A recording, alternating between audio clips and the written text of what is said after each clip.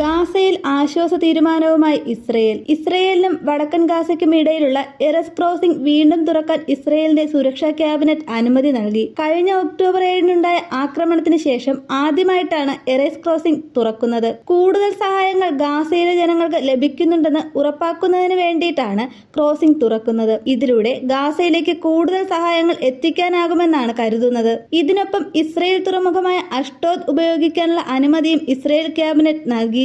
പ്രതിസന്ധി തടയുന്നതിനും പോരാട്ടത്തിന്റെ തുടർച്ച ഉറപ്പാക്കുന്നതിനും അഷ്ഡോദിലൂടെയും എറസ് ക്രോസിംഗിലൂടെയും താൽക്കാലികമായി ഗസയിലേക്ക് കൂടുതൽ സഹായങ്ങൾ വിതരണം ചെയ്യാൻ ഇസ്രയേൽ അനുവദിക്കും എന്നാണ് സർക്കാർ പ്രസ്താവനയിൽ പറയുന്നത്. കഴിഞ്ഞ ദിവസം അർദ്ധരാത്രിക്ക് ശേഷം പുറപ്പെടുവിച്ച പ്രസ്താവനയിൽ വർദ്ധിപ്പിച്ച ഈ സഹായങ്ങൾ ഗാസയിലെ പ്രതിസന്ധികൾക്ക് പരിഹാരമാകുമെന്നും യുദ്ധത്തിന്റെ ലക്ഷ്യങ്ങൾ കൈവരിക്കുന്നതിന് ഇത്തരം തീരുമാനങ്ങൾ അത്യന്താപേക്ഷിതമാണെന്നും ഇസ്രയേൽ പ്രതികരിച്ചു. ഗാസയിലെ വേൾഡ് സെൻട്രൽ കിച്ചണിലെ 7 തൊഴിലാളികൾ കൊല്ലപ്പെട്ട സംഭവവുമായി ബന്ധപ്പെട്ട് ഇസ്രയേൽ പ്രസിഡന്റ് നെതന്യാഹുവുമായി അമേരിക്കൻ പ്രസിഡന്റ് ജോ ബൈഡൻ നടത്തിയ സംഭാഷണത്തിന് പിന്നാലെയാണ് ഇസ്രയേൽ ക്യാബിനറ്റ് പ്രതീക്ഷ നൽകുന്ന നടപടി സ്വീകരിച്ചത്. 3 ഇടനാഴികൾ തുറക്കണം എന്നായിരുന്നു ബൈഡന്റെ അഭ്യർത്ഥന. 30 മിനിറ്റ് നീണ്ടു നിൽക്കുന്നതായിരുന്നു ഇരുവരുടെയും സംഭാഷണം. ബൈഡന്റെ അഭ്യർത്ഥന ഇസ്രയേൽ സർക്കാർ അംഗീകരിച്ചതായാണ് റിപ്പോർട്ടുകൾ. ഇസ്രയേൽ പ്രഖ്യാപിച്ച ഈ പുതിയ നടപടികളെ അമേരിക്ക സ്വാഗതം ചെയ്തു.